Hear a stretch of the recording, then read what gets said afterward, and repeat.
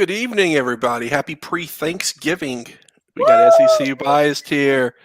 Shelby and her Christmas Thanksgiving. Well, it's a Christmas cat sweater, but it's Thanksgiving as well because we're in the spirit. You can't And we got ignore it does sing too. Oh, oh, It yeah. sings "We wish you a Merry Christmas" and cats meowing. and we got Chris here representing the Gamecocks. I'm not sure. Do you guys have Hulu? You Yeah, Hulu I agree. subscribers? There, if you look up, what did I look up? Anyways, there are basically background noise videos on there, and one of them is a Christmas kitten thinks business meeting or something like that, and it's literally just cats wearing costumes, walking around with like holiday music in the background for 30 minutes. Of Yep, course. yep.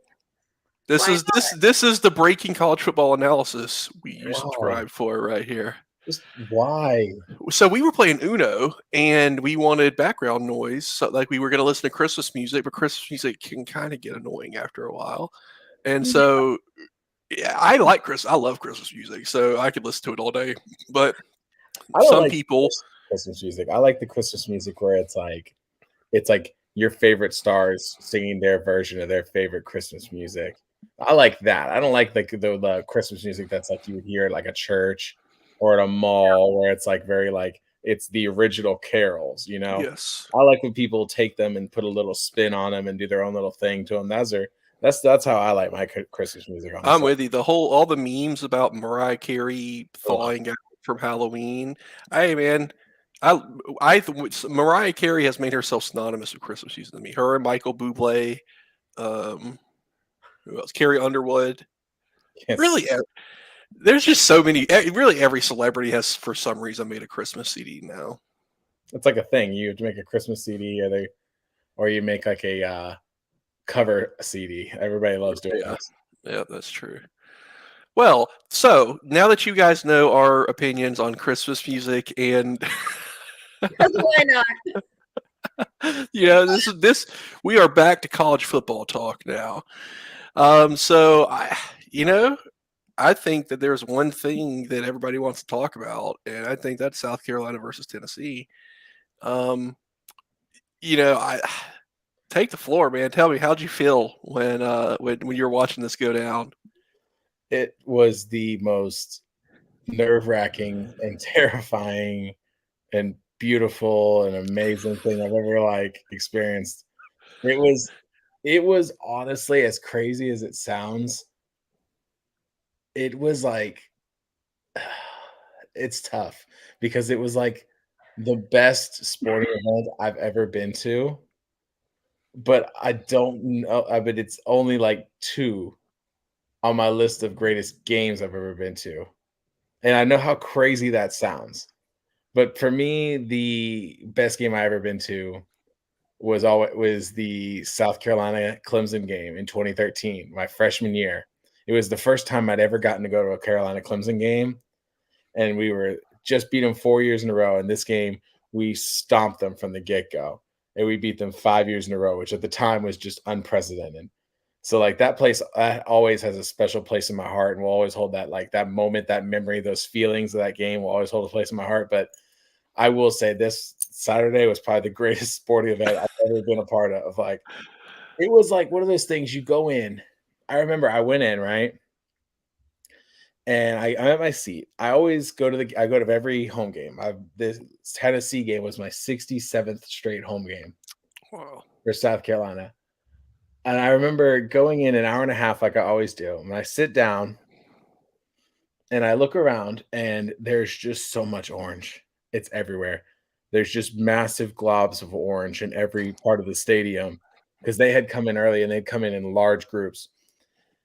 And they came in, and then their band came in about an hour 20-ish to go. So I'd been sitting there like 10 minutes, and then the band came in. As soon as the band sits down, of course, they pull out the big drum and go boom, boom, boom, and then start playing that song. And it's going, and it's like we're in Columbia, South Carolina, but when they struck the band up, it was suddenly this powerful echo all over the stadium of all their fans all together singing the song. And I just remember thinking to myself, like, holy cow, there's so many of them, and they're singing the song, they're fired up. It's just holy cow. I was nervous. I'm not gonna lie, I was very scared. I was this is not good, because this was of our 7 home games. This was the 6th sellout. The only game we didn't sell out was our SC State game, but it was moved from Saturday to Thursday because of a hurricane. Right. Yeah. We had the same thing happen to us. It was like Thursday at 6:00, so it was like, Yeah. that makes sense that it wasn't a sellout, but every other game was a sellout. And I just remember thinking to myself, like, this game's a sellout because Tennessee fans came in and bought all the other tickets. And I was just sitting here before the South Carolina fans could. And I was just thinking to myself how nervous I was. And I remember sitting there and I went like this. And I put my head down and I was like, dear Lord, I was like, please. I'm like, I understand, how this works. I'm like, please just keep all the players safe. Make sure nobody gets injured. Make sure everybody stays healthy. And help us to be the best versions of ourselves we can be. Play to our full potential and just do the little things right. And like, give us the ability to play to our full potential, and whatever happens, I'll be happy. That's all I want. I was like, amen. And of course, as I finished that, they strike up Rocky Top again, and it's a thunderous applause across the entire stadium. And I'm thinking to myself, like, oh Lord, please, just please. So we get the ball first. We go down the field, like 7 plays, 5 minutes, touchdown. I'm like, okay, all right, great. That should be the game plan, the whole game. Just get down the field, put points on the board, kill as much time as you can. I mean, the less time Hendon Hooker has with the ball in his hand, the better, because how do you keep Tennessee from scoring 60 points a game? Don't let them have the chance to score 60 points a game. So I was like, please just limit the time. If we don't score, fine, but take like 6-7 minutes off the clock if you have to. Really wait till the play clock's down to 1 before you snap it every single play. Right. So then, we score and everybody's feeling good. We're all jumping, everything's going crazy. The DJ was on point. He was playing all the crazy hype up songs. It was an insane environment. The Tennessee fans in front of me were just sitting there like, do we really let South Carolina score on us that easily? And I was like, please. I'm like, just please. And then I was like, all right, now here comes the hard part. They're going to score. We just got to maintain. And of course, 3 plays, 30 seconds later, it's a tie game. And then we score. And real quick, right down the field, the answer scored. I was like, okay, great. I was like, all right, now here they come. They're going to just keep matching them. And then they don't score. And then we get the ball. We marched on the field and score. And suddenly I'm looking at the clock and it's 21-7 with 3 minutes left in the first. And I'm like, wait, hold up. I'm like, we have a double-digit lead right now. And then it just, from that point on, it was just back and forth. We get to halftime and they scored a touchdown right before halftime. We get to halftime and we're sitting there. It was 24-35. I was like, okay, they get the ball first, second half. All right. From here on, we got an 11-point lead. We just need to match everything they do. They get a field goal, we get a field goal. They get a touchdown, we get a touchdown. Match them, kill the clock and match them. And we can do this. We can do this. I'm like, this is. And there's one thing that any South Carolina fan will tell you, and anybody, I know I've said it before, and I know people that made fun of Shane Beamer earlier in the year for saying it. South Carolina is a second half team. In the second half of games, South Carolina ascends to a whole nother level of football that is just probably one of the best in the country. Like, if you look at our second half of play in the 11 games we've played to this point, we only probably in an entire half give up our defense probably only gives up maybe 10 points tops in the second half. Those 11 games, maybe a game, and then our offense, that's when almost a majority, I would say probably 60-70% of the points that we've scored on as a whole season goes. 60-70% of our points that we score in the game or we've scored have been in the second half. Like, we're a second half team. For some reason, in the second half, we turn it on. I don't know why we can't do that the whole game. Right. Yeah. No, I feel you. Nice.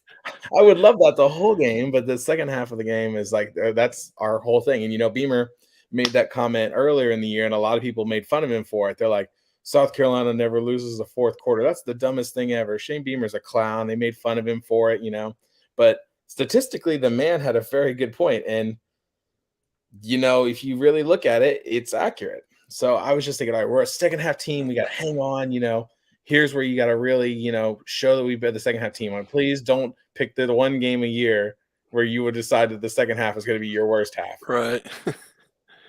So they get the ball first. We hold them off. They have to punt. And I was like, great. Now I have a chance to grow the lead back to 18. We have to punt the ball. Then they go down the field and score a touchdown, and it's now 35-31. And I'm thinking to myself, and here it comes.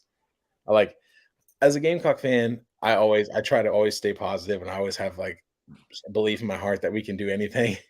But for a moment there, I was like, oh no, here comes the point where the Tennessee's offense is now going to start clicking, and we're going to have a shootout the rest of the game. It's going to be back and forth. I got real nervous that it was going to have to, now that their offense was going, we're going to have to play lights out and win the shootout, last ball wins kind of thing. But they scored that touchdown, I want to say 10 minutes left in the third quarter to make it 34-31. And then the rest of the second half, they didn't score again until 2 minutes left in the game to get 38 points. Literally an entire half, we held them to 14 points, and it was literally right at the beginning of the second half and right at the very end of the game. But in that span, we put up, what is that? 28 points. We outscored them 28-14 in the second half to blow the game open and win by 25. And I just remember sitting there. It got to the point where it was 2 minutes left in the game. We're out 63-31, and I was just thinking to myself, I'm like, this is happening. Yep. We're doing it. I'm like, this is actually happening. I looked at my buddy, and he's just sitting there shaking his head. My other buddy's just doing this the whole time, I've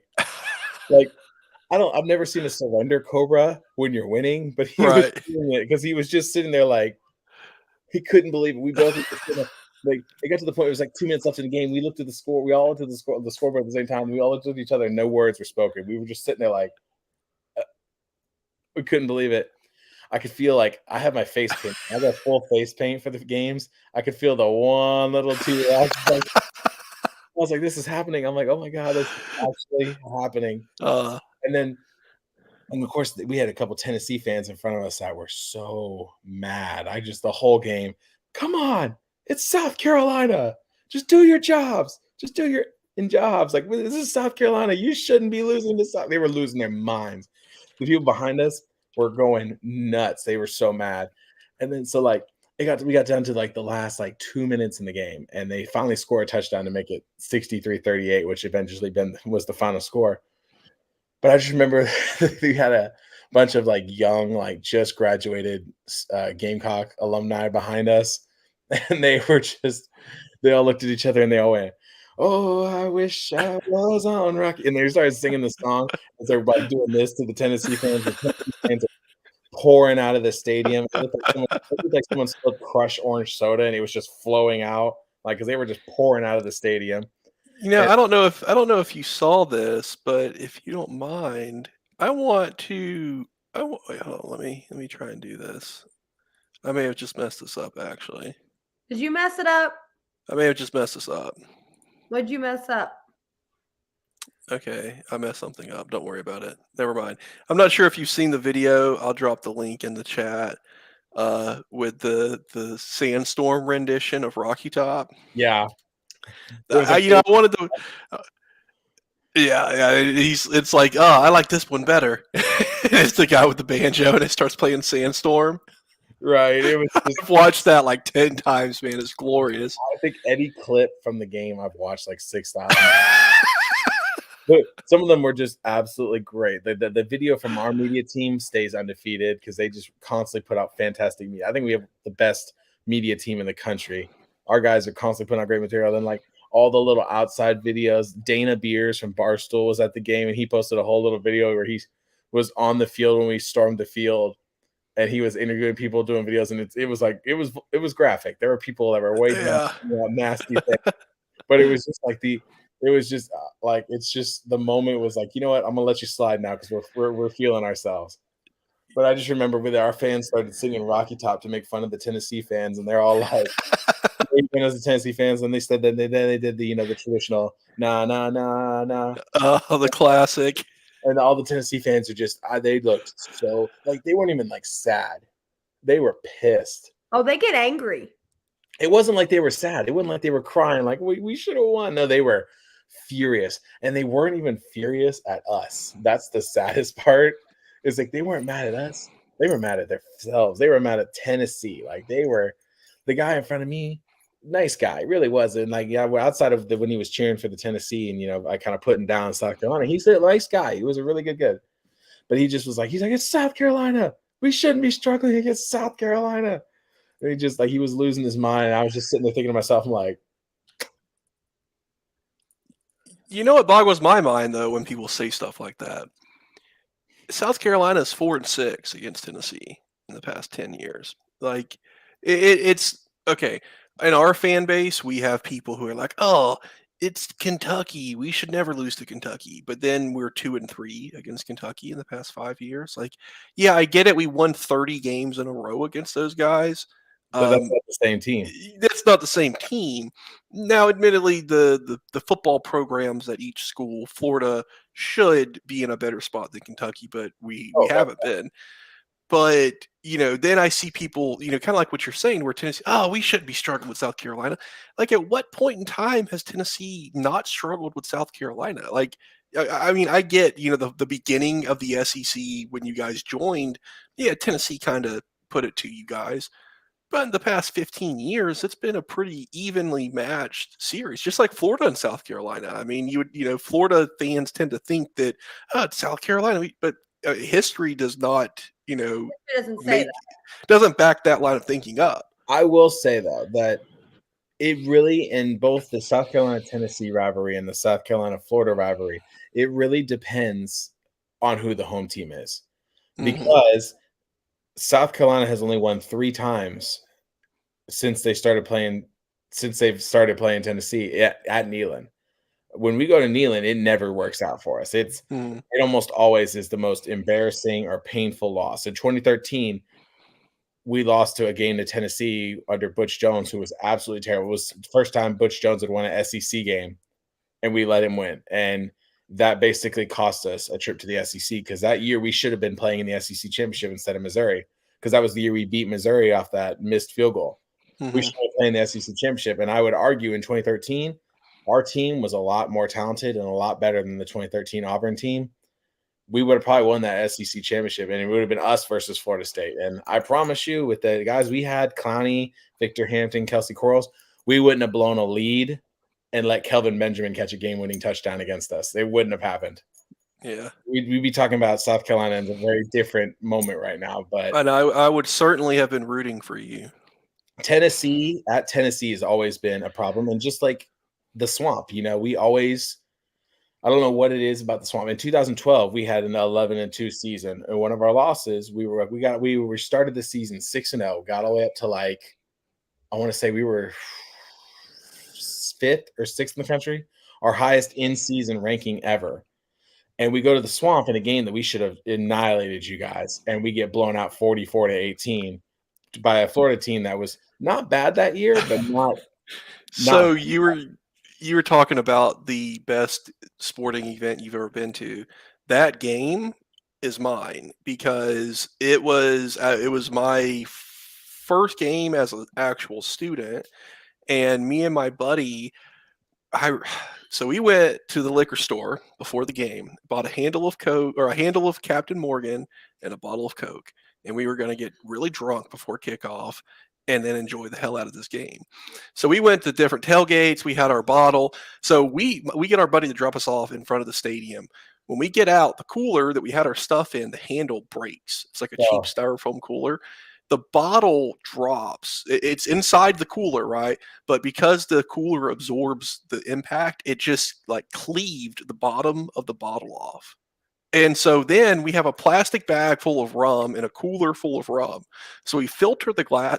Again, stupid college kids. We filter the glass out through the plastic bags and then have ice, rum, and Coke in a cooler that we're carrying around with us and just dip it out and drink it.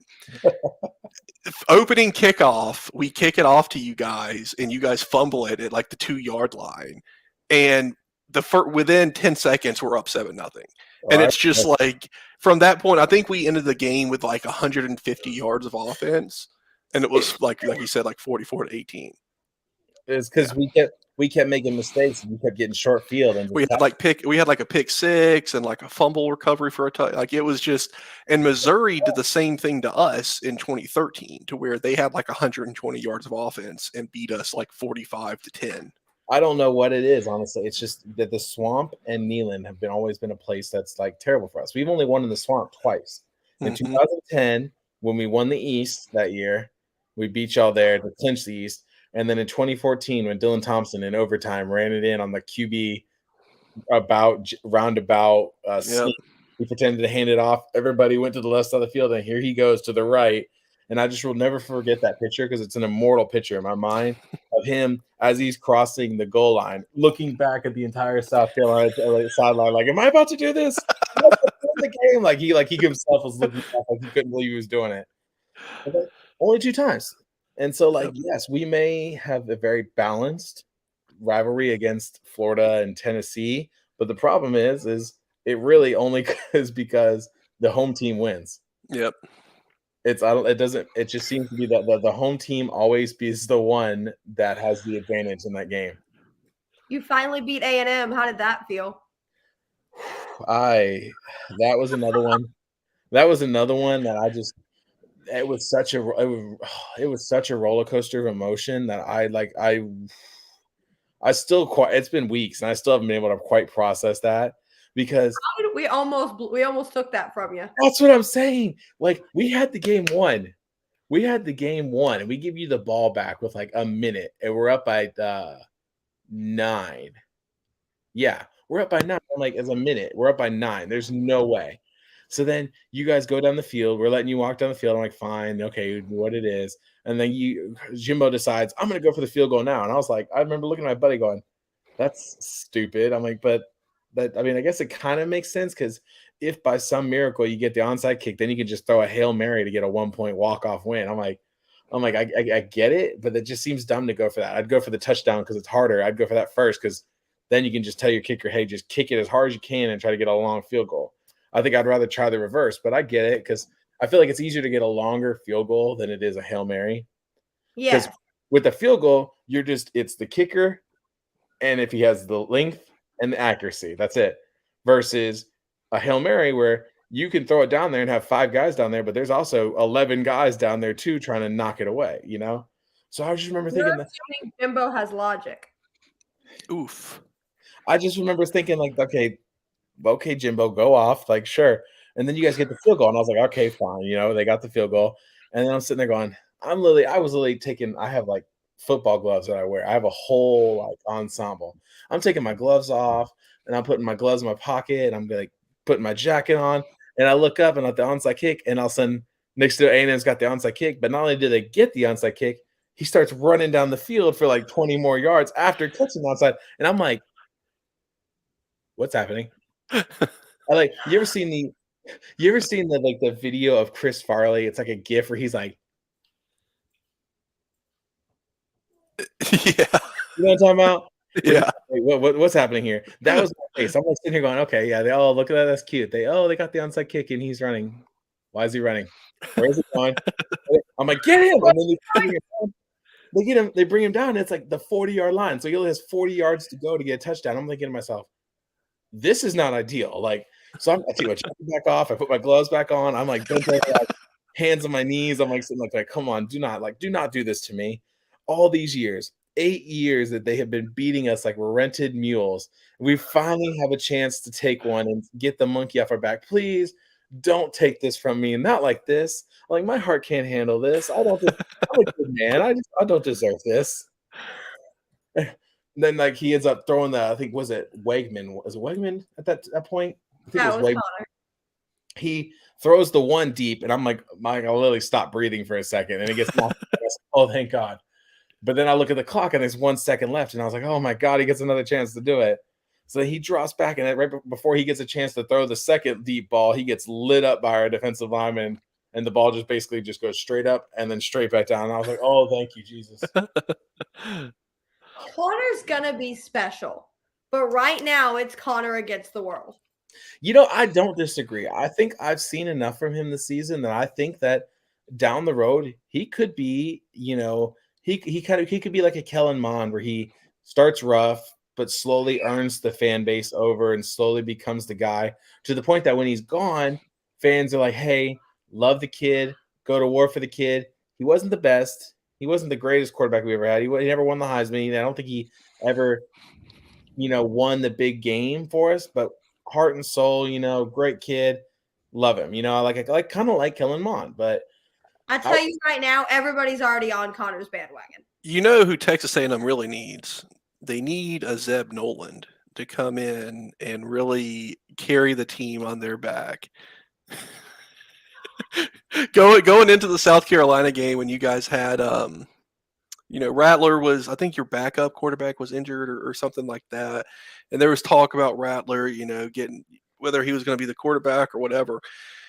And the whole time I'm like, who cares? Last year, literally, you guys rolled a GA out who had never even done anything, and he destroyed us. Like, I want Spencer Rattler. Like, whatever magic you guys give your GAs to come out on the field and take snaps, I don't want any part of that. I didn't ask for that. Yeah, give me an actual quarterback, not this magical beast that is going to tear my heart out.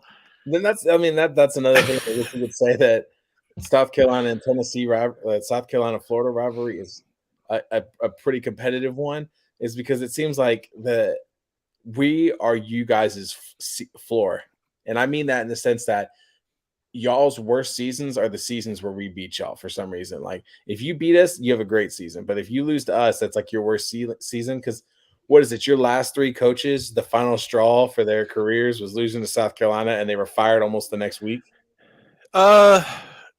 Because we beat Muschamp and he was fired a week later. Yeah, so Mizzou with Muschamp. The funny story I have about that with Muschamp was that's my wife's like core memory for college football was watching us play Mizzou in 2014 for homecoming, and the entire crowd in the swamp chanting "Fire Muschamp." So I think South Carolina was the straw that broke the camel's back, but he was in very bad shape going into that game. And then McElwain, before the UGA game, he had the death threats and all of the off-field stuff with him, and then UGA completely blasted him. But last year, supposedly, Dan Mullen and Scott Strickland got into a shouting match at the South Carolina game, and after the game is when we cleaned house with the coaches, with the offensive lineman or coach and the defensive coordinator, Todd Grantham. And then we ended up giving up 52 points to Samford the next week, and everybody's just like, well, shit, what are we even supposed to do? I don't know. Yeah, so South Carolina, it's kind of weird because it's like the timing that we play you guys every year. Like early on, we played Tennessee and Kentucky, and so it's like that's part of the reason I think we were able to get long streaks against those teams is you start the year out with some tough opponents who, like you were saying, South Carolina's probably close to our floor, but Tennessee, when they're at their peak, they can be, pretty high ceiling. And then Kentucky, they kind of have always been just a low floor, low ceiling team, but now they're kind of consistently at their ceiling. And they're just a thorn in our sides. And every year it feels like we play them in the beginning of the year and we might scrape out a win. Like last year, they blocked a field goal and returned it for a touchdown to beat us. Like not at the end, but that was kind of the deciding play. And then this year, a pick 6 was kind of the deciding play. So I think by the time we play you guys, either our players are like, yeah, this is going to be a good year for us, and they're actually locked in, or we've dropped some games already, and then everybody's kind of just checked out. But yeah, South Carolina's a thorn, and everybody's been a thorn in our side lately. I'm ready for that to change. South Carolina, one of the things I love about being a South Carolina fan is that when it comes to football, we're guaranteed to screw somebody's season somewhere. Like, there's always one game a year that we're like, we will be like like I said with Florida, we'll be the reason the coach gets fired, or we'll be the reason that their season immediately after losing to us, their season tanks, or we're the loss that you look back at the end of the year and go, that loss was I mean, even like, in 06, when we won the national championship, we had to block a field goal to beat you guys, the cock block, to even remain in contention for that year. You I know? mean, in 2019, we upset number 3 Georgia at home. Yeah. That basically was the difference between Georgia going to the playoffs and not. Yep. They were like, if we'd have won that game, even though we didn't win the SEC championship, we'd have been in the playoffs. You know, we basically took Tennessee's playoff chances away this week. And then I thank you for your service, by the way. He still owes Matt not $25 unless I don't owe Matt $25 until this Vandy game, because the bet was that Tennessee would finish the season 9-3, and they are currently 9-2, and with a spunky Vanderbilt team. I saw something Hey. where it was like, since 2000, only 2 schools in the SEC have not had a 10-win season. Only 2. Those 2 are Vanderbilt and Tennessee. And I think it's funny that Tennessee gets to 9-1, right? They're right there, like knocking on the door of a 10-win season for the first time in this millennium. And they lose to South Carolina. There's a chance that Vanderbilt can beat them. And then my thing is, in all seriousness, say Tennessee loses to Vanderbilt. Vanderbilt now is going to a bowl game in year 2 of Clark Lee. The first time since, I want to say, 2018 was the last bowl game they went to. No, 2017. They went to the Music City Bowl and they lost to Baylor at the time. But like, Vandy has now headed in a new direction because they've got a second-year coach that got them to a bowl game. I think at that point you got to give Clark Lee maybe Coach of the Year, maybe. But it's like, if you're Tennessee and you're now sitting at 9-3 when you are basically expected to go 12-0, and you know you're now going to be playing, say, probably at that point they'd probably be in like the Citrus Bowl or maybe the Sugar. Yeah, I mean, there's a pretty good Spurrier quote about Tennessee going to the Citrus Bowl Right. this year. Not even the old one, but this year. And somebody asked him about it, and he was like, "Well, Tennessee and the Citrus Bowl, pretty good match." And it was just a little allusion to his old quip. I saw something they were like saying that it was like they're expecting Tennessee and Clemson to play in the Orange Bowl. And I'm like, that would be the most orange of all Orange Bowls ever to orange. Yeah. Like, it's like that would just would live up to the name. Which is like you would literally be doing like the drone shot above, and it would just be completely orange. Like you would be able to tell the fans apart. Like it's like at that point, it's like the 2 teams would be like, which ones are our fans? I don't know. So I guess, are you my friend? No. Both teams would just be sitting there like, are we at a home game? I think so. Like, because all I'm seeing is one. So speaking of Clemson, but what I was going to say though, the original plot was, if you're Tennessee and you drop back-to-back games to South Carolina and Vanderbilt, what's the mentality for that bowl game? Are you just going in there like, who cares? Like, well, this season sucks. We're not where we want to be. Kind of like, do you remember in 2013 when Bama they were poised to go win a championship that year, and then the kick six happened. Yep. And the kick six happened, and it kept them out of the SEC championship, kept them out of the championship game, and they go into that Sugar Bowl against Oklahoma, and they get annihilated. Like, this Oklahoma drugged them through the streets like they owed them money or something. Mm-hmm. And it was just like the whole time the announcers were just like, you could just tell these Alabama players don't want to be here. They don't care. They had before the game, they had 20 people opt out because they were like, same thing as us in 2020 against Oklahoma in the Cotton Bowl. We had so many players opt out, and Oklahoma just drug us. That's what I'm saying. Do you think if you're Tennessee and you lose that Vanderbilt game that the season's basically shot because you were just going to go into that bowl game not caring? I mean, to me, you see Hendon Hooker, getting injured. That, number one, in and of itself completely changes the perspective and view for their team as a whole. I mean, he's the undoubted leader of that team. But then you look at who else is on that roster, and you have some of my friends, they view transfer players as mercenaries. I don't really view it that way, but Tennessee does have people you may view, like Brew McCoy, kind of jumps to mind first and foremost, trying to jumping around and finally finding a sticking spot. Jalen Hyatt's looking probably like a first round pick. You have a lot of these super seniors on that roster that are, I think they have like 22 super seniors who, after the bowl game, have no eligibility left. And a lot of those guys probably won't be drafted, and the ones who do probably don't want to risk getting a Hendon Hooker type injury in a Citrus Bowl. If you're Jalen Hyatt and you look at that injury, you think to yourself, I can't risk that. Like, that's what I'm saying. If they lose to Vanderbilt and they end up in that bowl game, like, how many people you think opt out? And do you think that basically we can just go ahead and say that Tennessee's not going to win that game? Because I feel like if you lose to Vanderbilt, Tennessee's season is over. The fans and the players might check out. I think if they lose to Vanderbilt, especially after, number one, they just ran their mouth so much all year. Just from the jump, we beat Ball State 85 million to nothing. This is our year.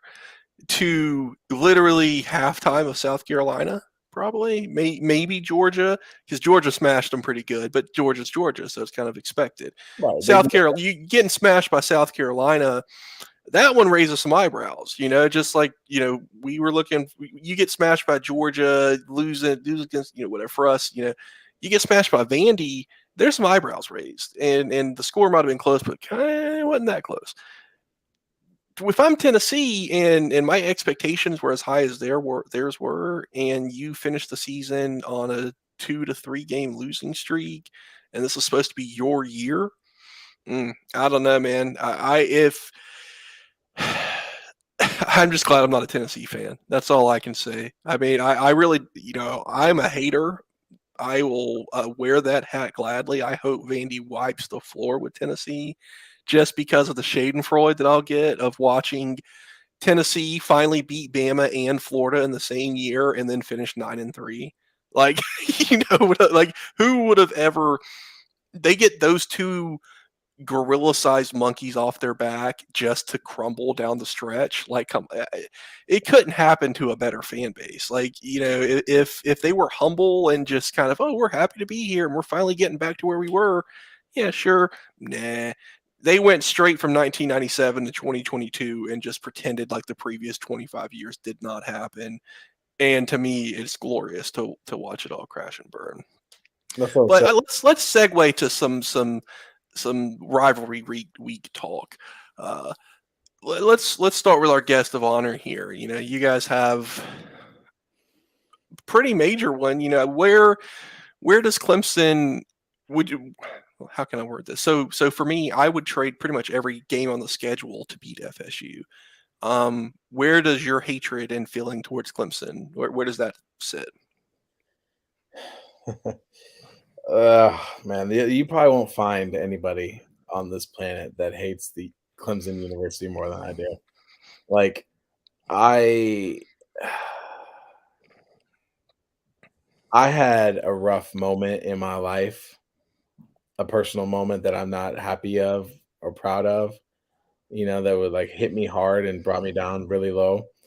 And after the 2017 Clemson game, when they beat us 56-7, they defaced some of our property at Williams-Brice, writing the orange spray paint, the score of the game all over our facilities and our stadium. And I called the fan base out, telling them that, your rivalries aside, this is not okay. This is not how things are done. And like a true cult mentality and beehive mentality, they swarmed me, and they got to the point where I had to delete my social media for like a week. Ooh. I had to delete my social media for a week, and I had to like stay off everything, and I had to like, because it got to the point where my friends would try to hop in and defend me, and then they'd attack my friends too. And there were quite a few Clemson fans that did some deep digging. Get doxxed. And they brought up some stuff that, shouldn't have been brought up. Mm-hmm. And so I'm one of those people that when I think about the University of Clemson, I have a lot of anger and hatred in my heart for them, and I don't hate anything. Shelby and Kate could probably tell you that I'm one of the most loving, kind, like happy-go-lucky people on the planet. But with them, it's a hatred. Visceral. Like, if we only won 10 games in 10 years, I'd want every single one of those 10 games to be them. I would do that. I would take 1-11 for 10 years in a row if it's those 10 against them, because Boy. I hate them. I don't like Cash Daniels. I don't hate Cash Daniels, but I don't like Cash Daniels. But remember when he was like, I hope their dog gets sick. I hope the girlfriend leaves them. I hope all the bad things happen to them. That's how I feel about Clemson. I want nothing but bad things to happen to them. Like, and I know that makes me sound like a hater. That makes me sound petty and selfish, and I'm not a nice person, but I can't let it go. I can't let go what they did.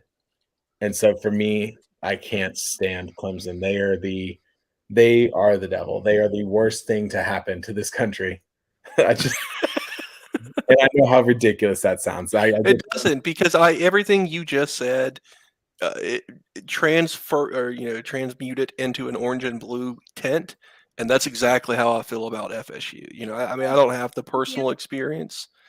Well, Shelby, you see, this is the thing. You can't hide from your out-of-conference rivals for a decade.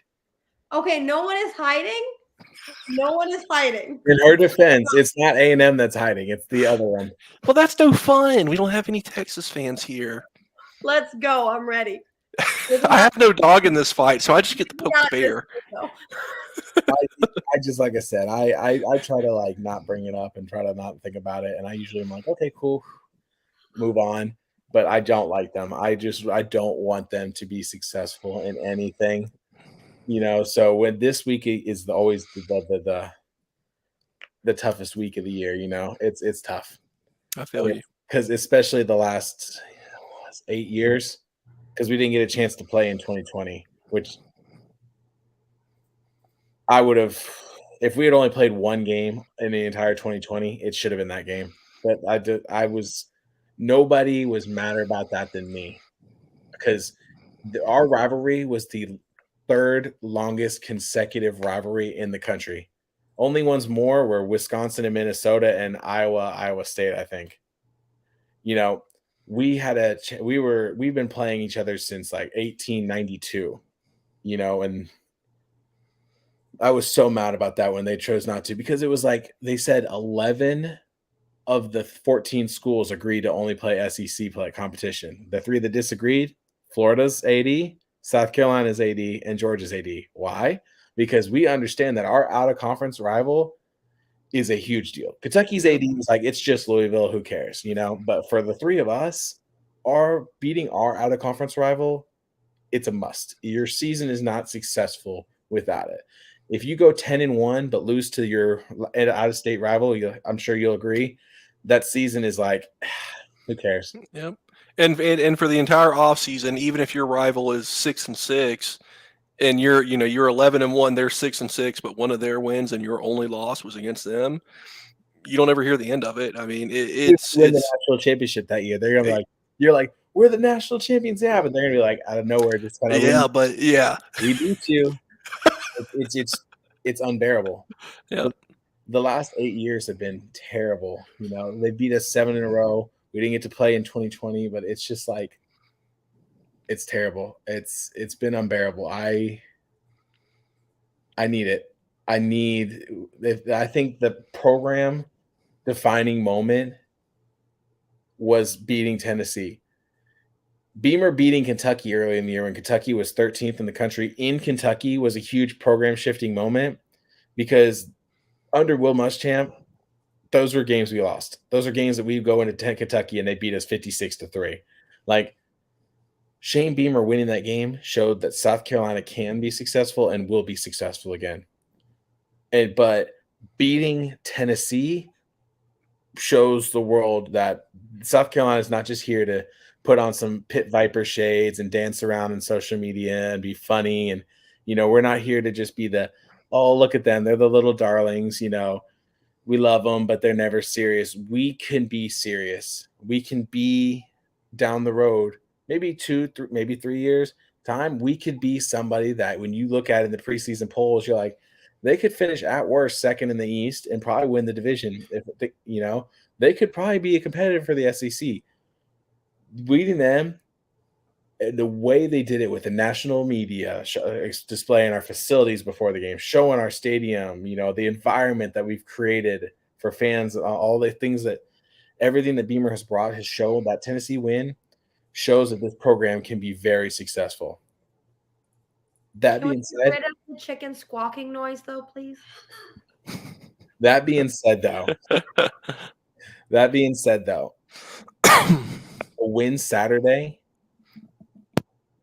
it turns everything around because now a win Saturday doesn't just show that your program can be a serious contender.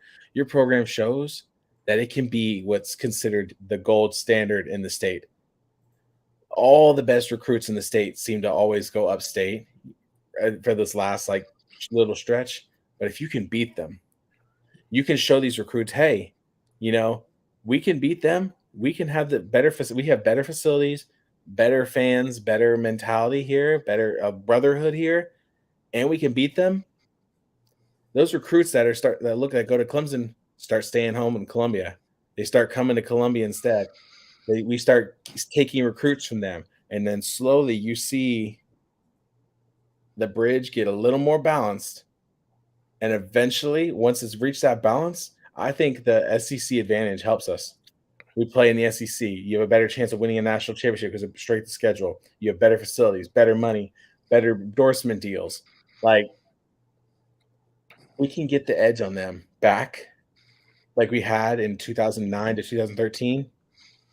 I think once we take the lead back now, we will never let it back up again. Especially with realignment coming to where the SEC and Big Ten are going to be clearly the most powerful, prominent conferences in the country.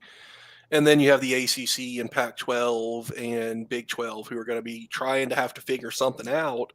And you're going to be looking and you'll be pitching South Carolina to a recruit. And it's, hey, what do you think is going to be a better path to the NFL? Do you want to come play against Georgia, Alabama, Florida, Texas A&M, Texas, Oklahoma every year?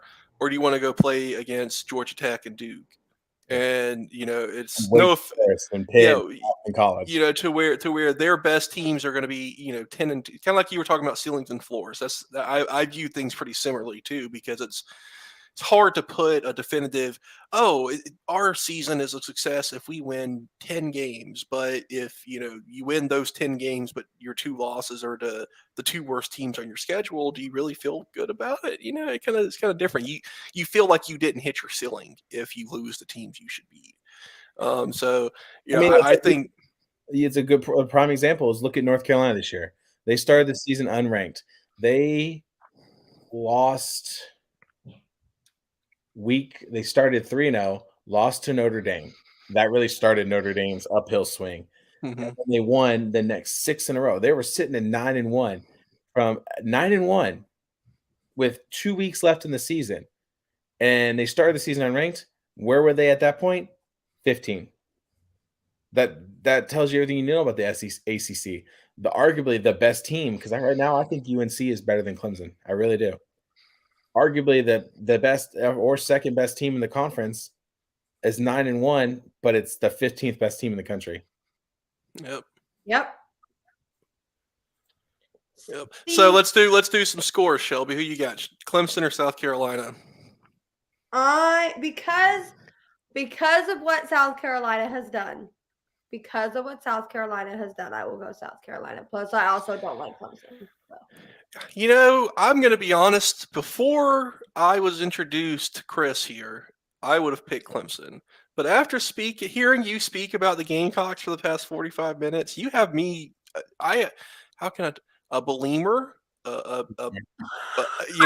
what we'll go with, a believer. I'm thinking the Gamecocks going to pull this off. You have pumped me up, man. I have no, don't mistake me for a South Carolina fan. One of my first games in the Swamp, I sat in front of a couple of South Carolina fans, and they were the most obnoxious, annoying fans I've ever dealt with. But to go back to my second game, the 2012 game, it was a pretty enjoyable experience. Every South Carolina fan I've ever met, aside from those like that crowd that was behind me in the swamp, been the nicest people. Man, I am if Mitch gets to bang his big blue drum for Kentucky, I think Chris has just made me into a Gamecock believer. It's on the Shane train. It's all about the Shane Train, but yeah, Shane Train, yeah, that rhymes a little bit better than mine. Oh, all right.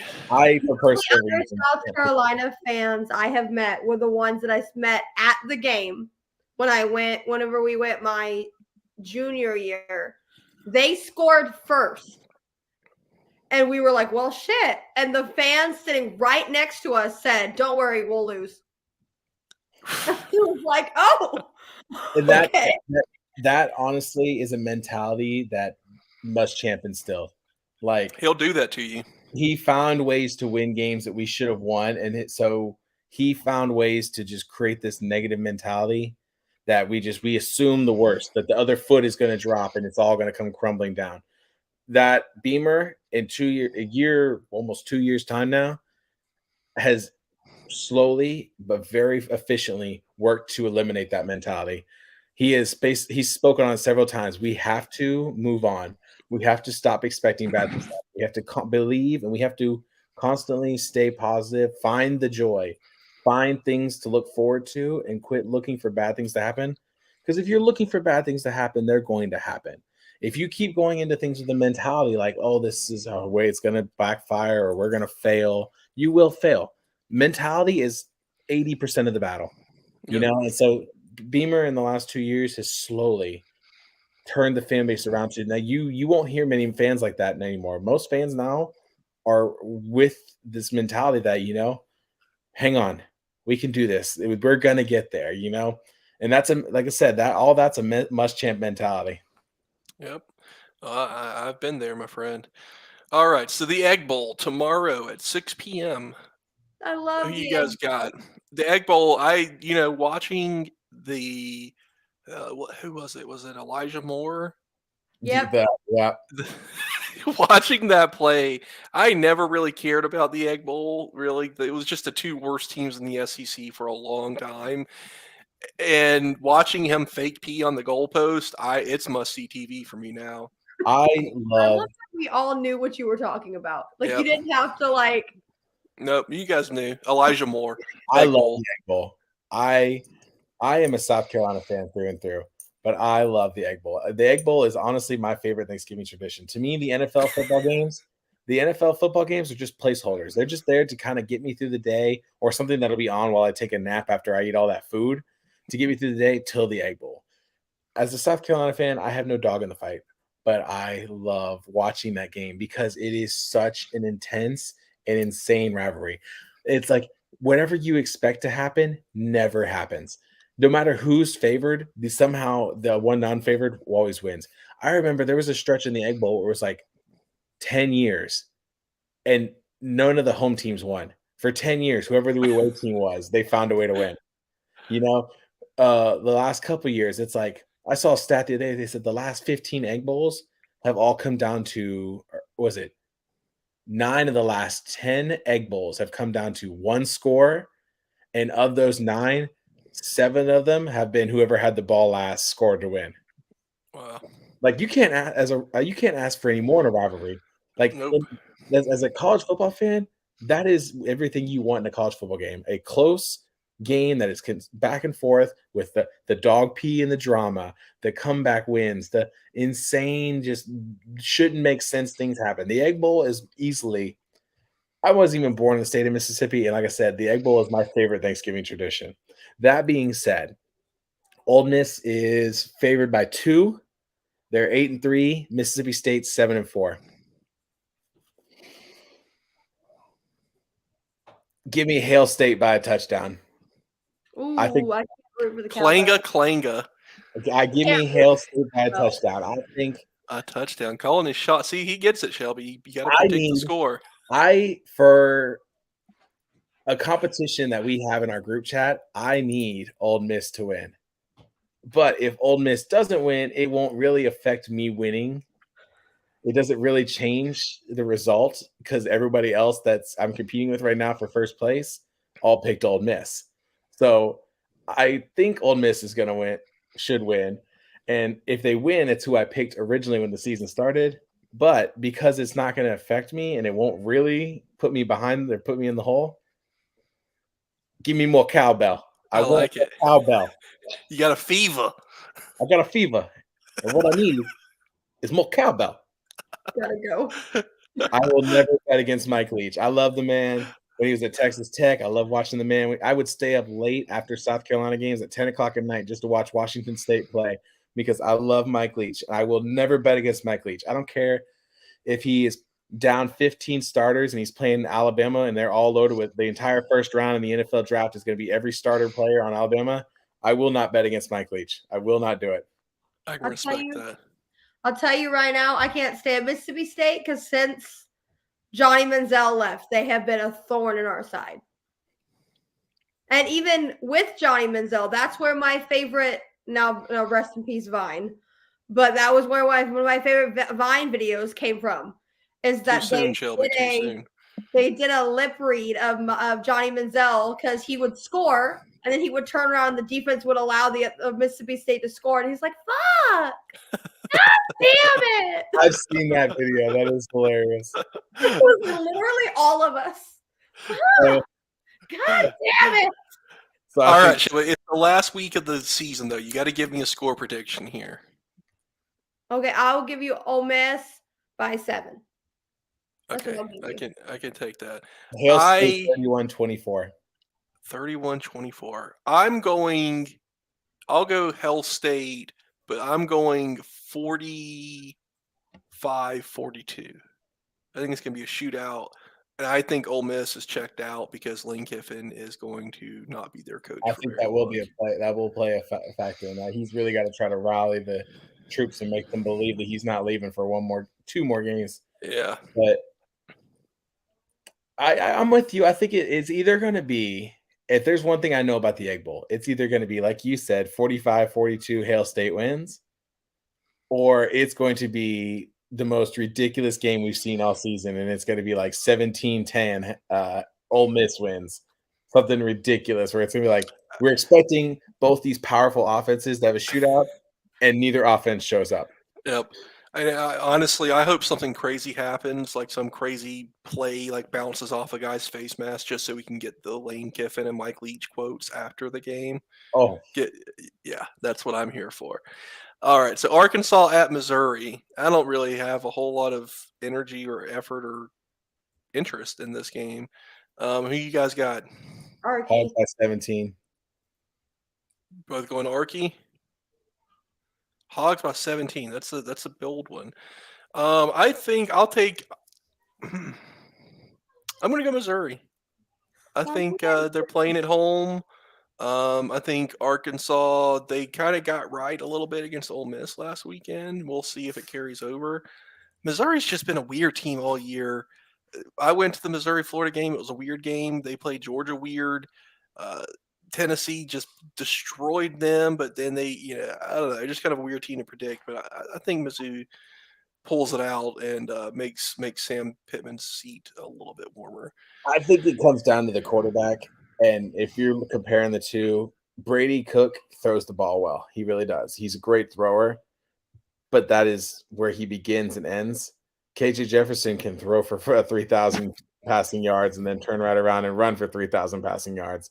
And I don't think Missouri's defense, as good as they have been the last couple of weeks and as much as they've improved, I don't think Arkansas is favored by 3. I don't think they have enough what's the word? I don't think they have enough oomph in them to slow down KJ. All right, I can respect that. Florida at Florida State. So as long as KJ doesn't jump to the end zone from 5. Yeah, I was gonna ask. Like, is KJ still in his doghouse? Is he even playing? Is it gonna be a Malik Hornsby show? I don't know. I didn't see who played last week. I'm assuming he KJ played last week. That was okay. One of the reasons they won. He came back after being injured, and he basically lit up Ole Miss's defense. Gotcha. Oh, so Sunshine State. Yeah.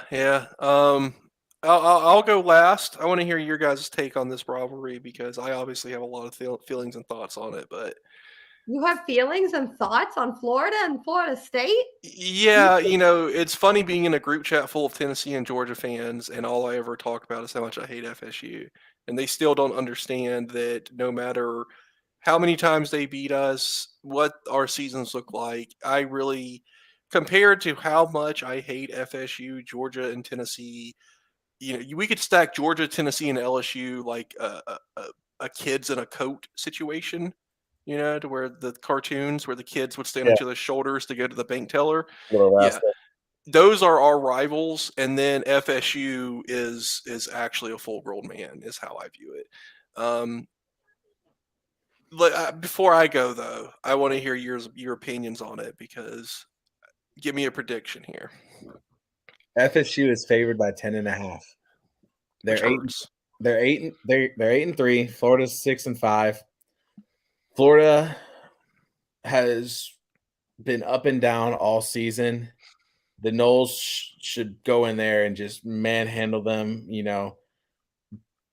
It should be a very comfortable Florida State win.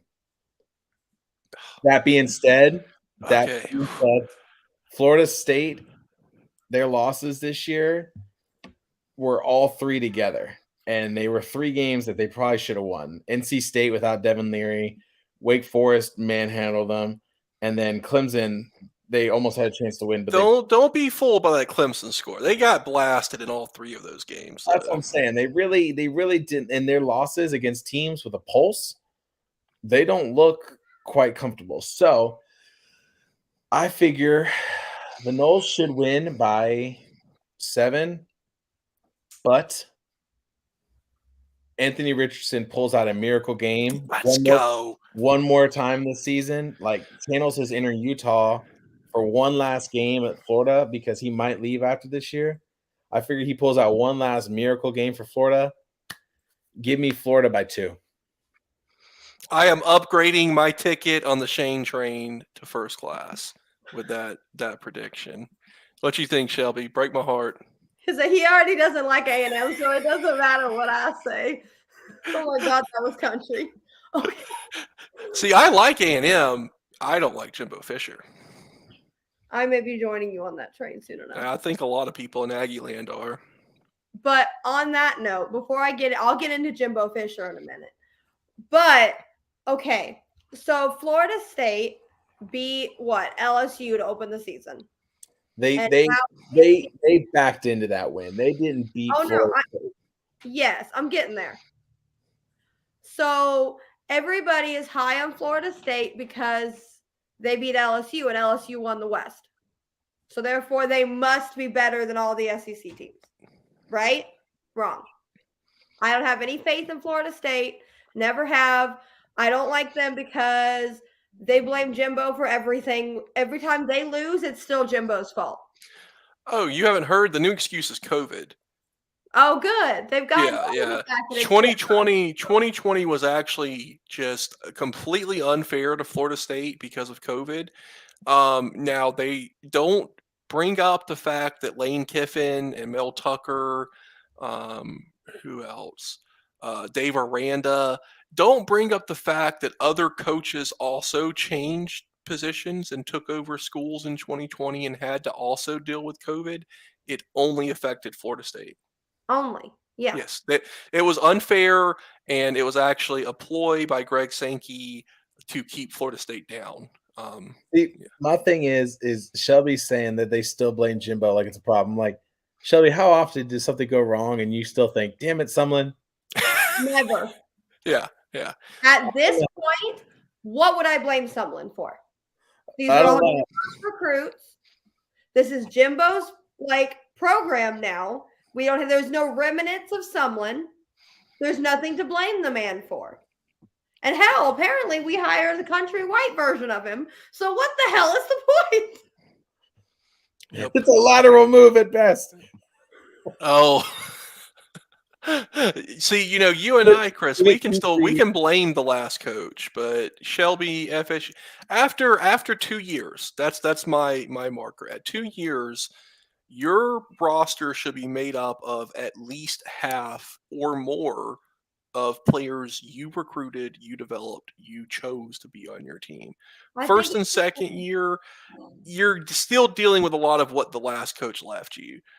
Year I think it depends three, on how many good upperclassmen you have there. I would say 4 years, because then everybody on the team is yours, but you've also had 4 years to try to overcome the recruiting deficiencies of the last guy, because you never know. The last coach you might have had might have gone to all the local high schools and burned all the bridges, and you have to. It might take you. It's going to take you time to go back into these schools and be like, "Look, I know the last guy never came here, never talked to your players. I know the last guy kind of burned you on your when you came by with visits. You know, same thing with the community. Hey, I know the last coach was in here doing community service and was kind of an asshole. You know." I give it 4 because you're not just replacing the players. You got to change the mentality, the culture, and the community has to buy back into you. So I see what you're saying, but I always say that the golden rule is 4. After once you start year 5, any screw up is you. You should be held accountable completely. see, it's not that I generally would also agree with that, but as a Florida fan, we've had one coach since Steve Spurrier left make it through 4 full seasons, and that was Urban Meyer. Zook lasted 2 years. Muschamp was fired in his 4th year. McElwain was fired in his 3rd year, and Mullen was fired in his 4th year. And Mullen and McElwain were fired coming off of SEC championship game appearances. So I think Florida fans in particular have way too quick of a trigger. I do think that in reality, if you want things done properly, you have to do the things you were just saying, to where you have to, and I'm hopeful that Billy Napier and you know, you kind of alluded to Shane Beamer doing the same things. Jimbo Fisher, it appears, has decided to just roll out the Brinks truck to fix those things. But I think Texas A&M and Texas, they kind of recruit themselves, because Texas is such a huge football state that kids are going to go to your schools regardless. But to me, I kind of shorten it down. I think to me, it would be into year 3. So you have your transition class when you're hired as a coach. Then you have your bump class, which is your first full year. Then after that, you have your second year on the field and a 3rd recruiting class to judge from. So at that point, you've effectively turned over 60 to 75% of your roster. And with the portal nowadays, and you guys killed the portal, you know, that's something that you can use to supplement and increase that turnover rate. And that's why I think that maybe it's unfair to coaches. Maybe the expectations aren't really set in reality. But to me, going into year 3 is when it's time to put up or shut up. And I think that tends to be, you could probably look back on some coaches in the past 10 or 15 years and see that trend play out. Just because that gives you enough time to implement your culture with the first people you brought in, to weed out the people that you inherited that aren't going to fit your system or fit your culture, and to make amends for the roads that may have been burned.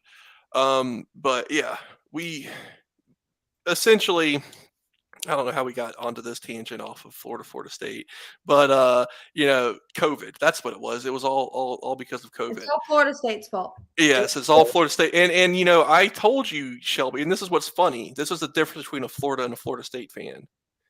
Texas A&M uses biological warfare against Florida. It's not a FSU, what? It's not a thing. It is a thing. You gave our whole team COVID, and then you gave our whole team the flu. That's biological warfare. You guys are cheating. Because that we're doing it on purpose. That's what it is. Yes. You packed Kyle Field, and then Dan Mullen was all pissed off, and he wanted everybody to pack the swamp in the middle of a pandemic. And then the UF administration is just like, bro, what are you doing? Like, please don't say that out loud. Like, we get it. We want to win the games too, but you can't say that right now.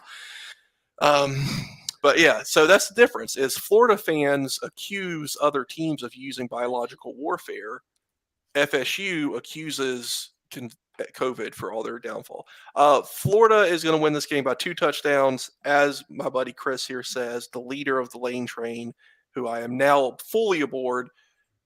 Good AR is going to show up. He's going to show out for his last game as a Florida Gator. And I think we take this one by 10 to 14 points.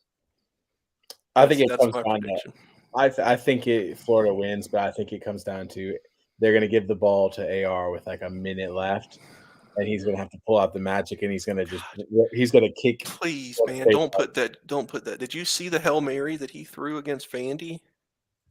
Yes. Dude, go when we get done with this. He I don't think threw it's going to be the a Hail Mary. I think it's going to be one of those things that it's going to be like 20-yard line, like last play of the game, and they're just going to just completely have a mental lapse, and the middle of the field's going to open up, and he's just going to haul ass. Oh man, I am here for it. He's going to haul ass. It's going to be one of those things where he just stretches, and the tip of the ball just breaks the plane. Man, talk dirty to me. This is what I'm talking about. All right, so the next two rivalry games, I think, honestly, are just pretty straightforward. Georgia Tech. I think we all agree that Georgia Tech has no chance in hell. Like, even if Jesus came down to play quarterback for Georgia Tech, they probably wouldn't have a chance to win this game. It's going to be ugly. I agree with that. And then the Kentucky Louisville game, if Will Levis, actually acts like the first rounder that for some reason everybody in the country believes that he is, I don't get it either, man. I don't get it. Kentucky should win this game comfortably, and it shouldn't even be a game at any point. But Louisville also leads the country in turnovers forced. Their defense has a just absolute magnet for taking the ball away from their opponents. So, and that's the thing, Kentucky, when they lose because they lose the turnover battle. Their 5 losses have all been games where they've had multiple turnovers and just dumb, stupid plays have occurred that they shouldn't have occurred. And Louisville lives off dumb, stupid plays, making their games and making their chances to win the game. So if we see the Kentucky, they're so inconsistent. If we see the Kentucky that comes in and has 2+ turnovers, Louisville's going to win by 10, and it's going to be embarrassing. And then you're going to start looking at Mark Stoops like, you were 10th in the country, and you were looking like you were going to win the East this year, and we just lost to Louisville. But then again, if for some reason Todd McShay has Will Levis is the 13th best player in the NFL draft this year, I don't get it. I don't see it. I haven't seen it in 3 years. But all we've heard for 3 years is that this is a first-round guy. If that Will Levis that Todd praises so highly shows up, Kentucky wins this game comfortably, probably 27-7 easily. No problem, no stress, not a thing to worry about. Our friend TJ goes home happy. They've won the Governor's Cup and they're good to go. But like I said, they're so inconsistent, and Will Levis has just had too many games where he's shown that he's not a guy, where he's not the guy. I don't think that changes anything. I think Kentucky should win. Kentucky needs to win. Kentucky has to win. Which means they won't. But it just depends on which version of Kentucky we get. I feel you on that. Yeah, I think Louisville has turned a corner. Honestly, I'm not going to sit here and pretend like I've watched Louisville's games. Just looking through some of the recaps and kind of just watching replays of I've been in and out of them. Highlights. It's funny because to start the season, they where did my tab go? I remember Scott Satterfield when they were 2-3 coming off a loss to Boston College. There were questions about Scott Satterfield in Louisville. And then they rip off 4, or they go 5-1 over the last 6 games, beating Wake Forest. They took out UCF, who now is a top 20 team. They've got quality wins. When they show up, they show up. Yeah. So I think Louisville's got this. I think that Kentucky's going to finish 6-6, and I think it's just going to be the highlight of their season was being a pain in Florida's ass and getting to number 10 in the country. I think that's really going to be about it. You look at their schedule, and they beat Miami of Ohio, Youngstown State, Northern Illinois, Mississippi State and Missouri, and then number 12 Florida when we were significantly overrated.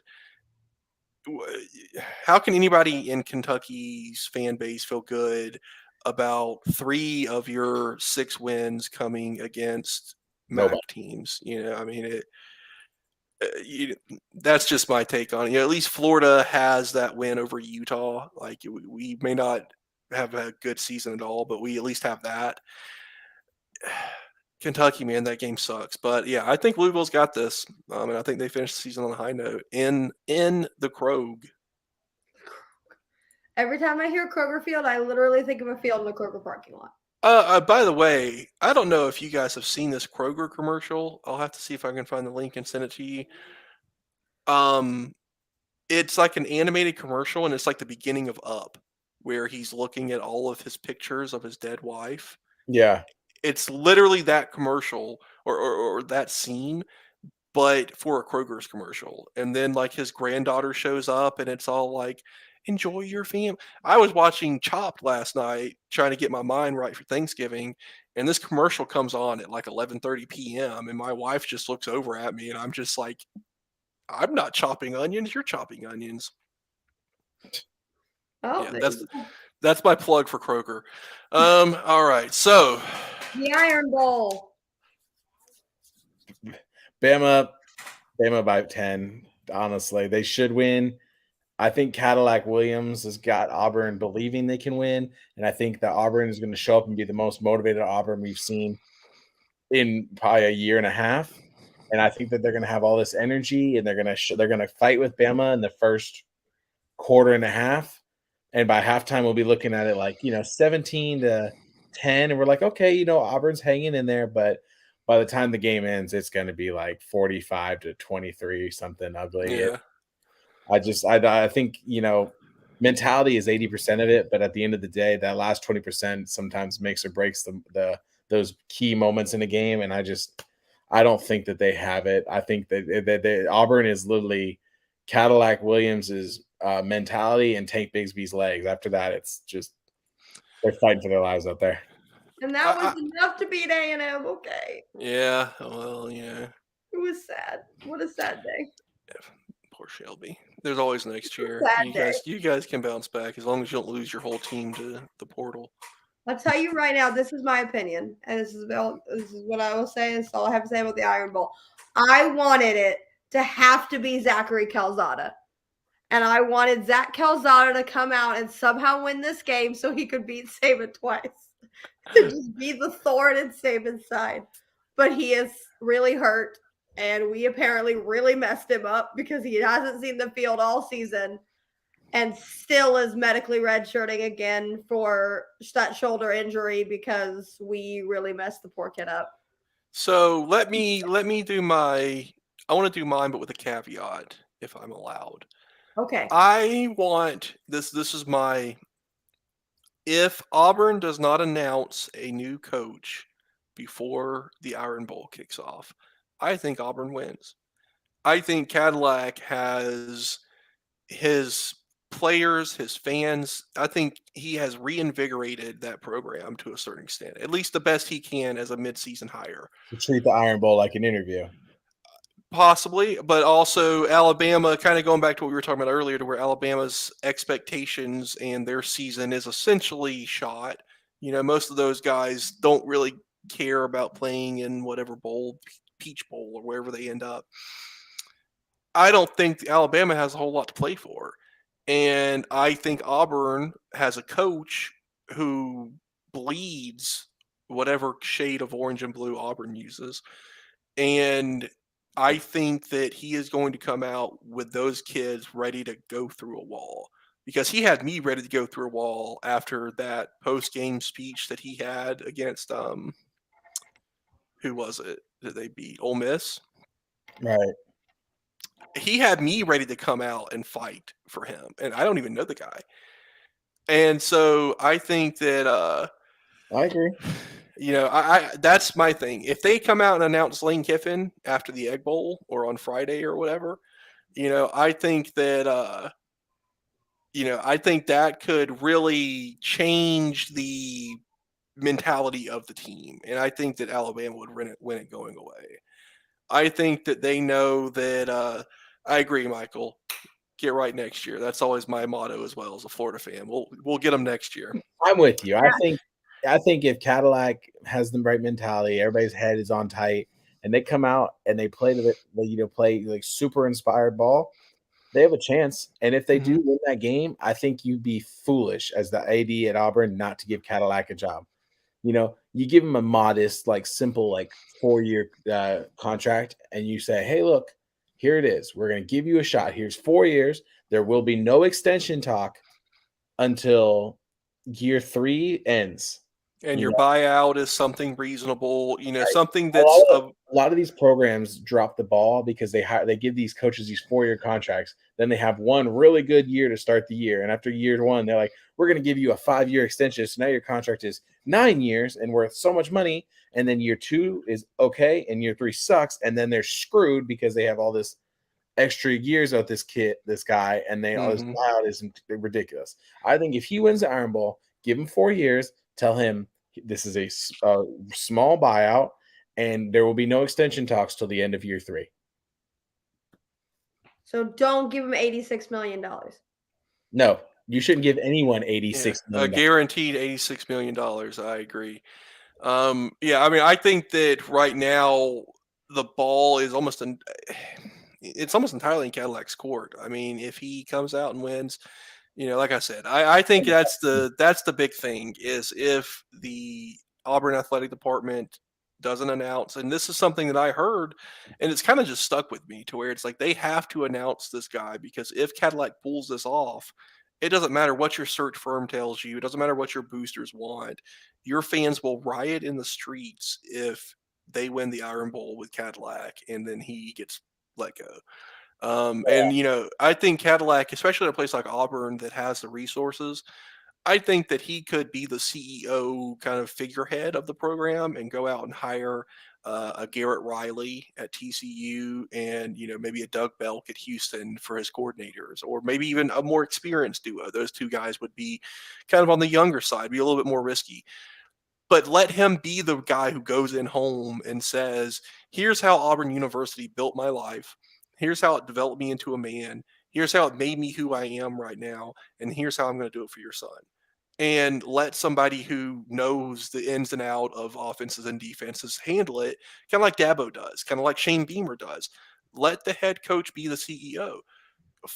Part of the biggest knocks I have on Billy Napier is he is the offensive coordinator, head coach, quarterback coach. That's a lot of hats to wear during a game. And there's been times throughout this year to where you've wondered, and Jimbo does the same thing, where you've wondered, like, is he dealing with too much right now? And, maybe the play calling suffers, maybe the time management suffers, maybe the quarterback's down.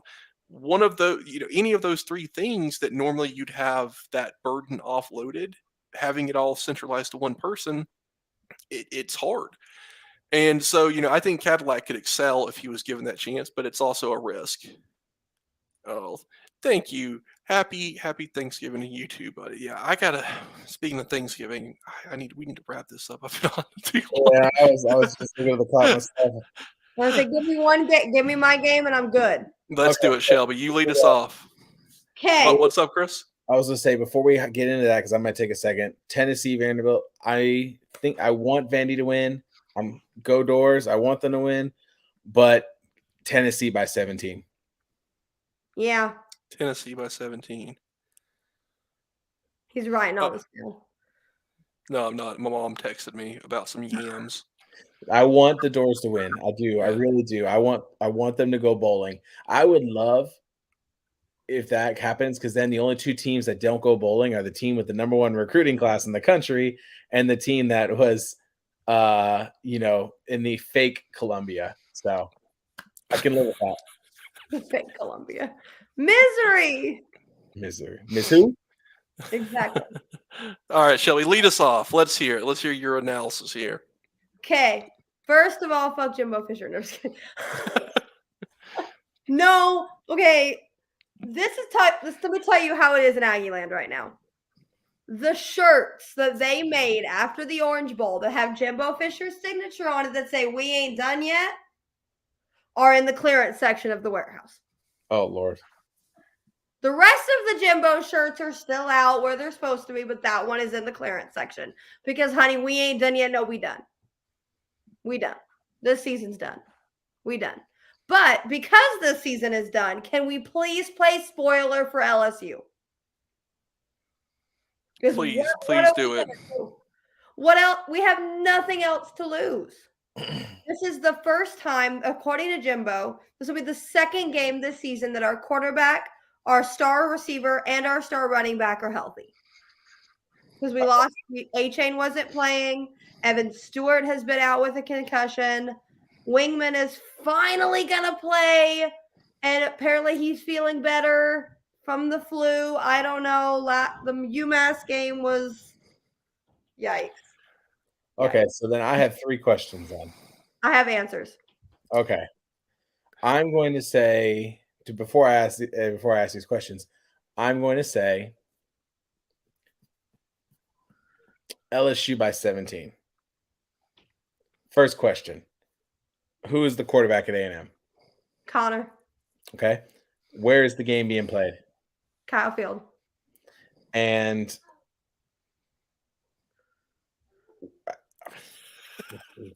okay, how do I want to word this? Does your defense know how to stop a running quarterback? I don't know if our defense knows how to stop anything. Sometimes they do, sometimes they don't. That's all I'm gonna say. Like I just Like LSU by 17 because it's in Kyle Field. If this was in the real Death Valley, not that fake one upstate that they covered in orange, if it was in the real Death Valley, this would be a game nobody would be turning on. 50-7, that's fine. But honestly, and now I am not a sunshine pumper that's saying, oh, well, the football players were out handing out donuts at ticket pool, and the last time we did that, we beat Alabama, and I'm like, y'all, what? Dude, if donuts had that kind of power, I would be immortal. Well, they say what happens in Aggieland, if it happens once, it's a coincidence. If it happens twice, it's tradition. When you mentioned cult-like behavior earlier regarding Clemson, I'm surprised Shelby didn't slap you through the computer. Cult energy. Hey, I exude cult energy. I've accepted that. I grew up Mormon, and I'm an Aggie. I accept that. It's a double whammy. You're right.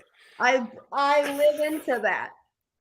Don't get me wrong. I need A&M to win. I want A&M to win, but I just don't. A&M I don't think it's happening either.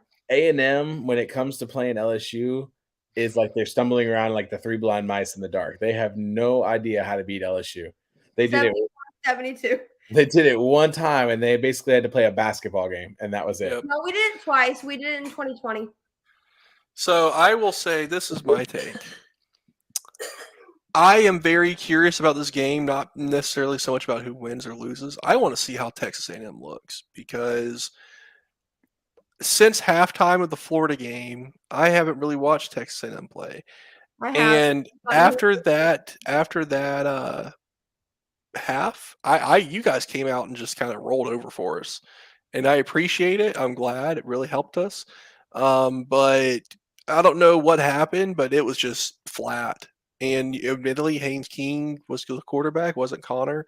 But I want to see if your team comes out and wants to have some pride, because I think that is the clearest indicator of a coach. Is do your players come out and want to win this game for you? And obviously there's schematic stuff and all the other kind of more intricate things, but at a basic high level, coaches excel at inspiring and encouraging players to play to their best potential. And I think that Jimbo, on the outside looking in, seems like his players really just don't give a shit. And if that's the case, that is so much harder to fix than hiring an offensive coordinator. Like that's the thing, and I want to be able to watch a game objectively. Our game's on Friday. We got all Saturday to watch football and see how things are looking. And I think Shane Beamer's players would go through a wall for him. I think Kirby Smart's, Billy Napier's, Nick Saban's, Josh Heupel's, Lane Kiffin's. I'm not sure about. Mike Leach's. I'm not sure about. Jimbo Fisher's getting there to where I'm like, I don't know if half his team gives a shit. And I that think the freshmen give a shit. I think it's the upperclassmen that you don't. think it's the guys who didn't get paid millions of dollars to come to the school and had to put 4 years of hard work into being a football player and then got to watch 31 freshmen come in and sign 7-figure deals? You think that could I think upset that's a locker room? a little bit. Yeah. That could be it. I mean, to me, you're talking about, do they have pride? Do they want to show up? Do they want to play for him? The moment that they should have had pride was about 9 weeks ago when the Mountaineers came into Kyle Field and embarrassed them. If there was any pride in their body, that should not have happened. To me, I don't think they have a pulse. I don't think they have any pride. They let South Carolina wipe the floor with them and almost gave it away. But other than that final score in that last 2 minutes, we dominated that game. I mean, UMass gave them a fight for a good bit. Like that, these are signs to me that the team is checked out. There's no pride or energy left in this team. I think every one of those players is like, the moment they got that 7th loss and bowl game just went out the window, they said, screw it. We don't care anymore. The seniors are focusing on the NFL or their other careers or other opportunities. I don't think there's any pride or pulse left in that A&M team. I think you want a competitive game. You want A&M to, go out there and have some sort of energy in that game. But I would also not be surprised if we're turning the game off halfway through the third because it's ugly. In defense of the Aggies for UMass, it was 38 degrees and pouring down rain. That's my only defense for that. The rest of the season, I have no defense. You know that Texas A&M was the first team to not score 30 points against UMass this season? Yeah. Isn't that great? Isn't that great? Shelby, I'm sorry. You're experiencing exactly what Florida experienced last year. Battered Aggie syndrome. I've had it To since where I was really little. we had expectations coming off of a pretty good year, and then you hang tight, you play Bama close, you look decent in some games, and then the wheels start to fall off. And once the wheels start falling off and your coach is kind of a doofus, it's hard to get those bad boys back on. And I think in off season, that's the only time you're gonna have a chance to fix these kinds of things. During a season, it's so hard. But you guys got Jimbo, so hopefully he can do it. I am calling. I don't know what the spread is, but I'm calling Texas A&M with the upset. I think LSU is going to be. I think LSU's sleeping. I think that maybe not sleeping is the right word. Brian Kelly has had a bit of a 10. Yeah, I think Texas A&M definitely covers that. I'm kind of feeling an upset though. I'm feeling a little chaos, a little chaotic energy in my life. Kyle Field causes chaos. You know what it is? It's the biological agents that you guys use on your opponents. I mean, that's that's a callback in the industry. If you haven't heard, there are bats at Kyle Field. Can we apparently a fan found one a couple weeks ago and carried it around the field, and now the university has sent out a campus-wide email that says if you touched a bat, go get checked. Yep. Can we just agree that this final week of college football is the greatest week of college football? Rivalry week. There's nothing better than rivalry week. To me, this is the best week of sports all year.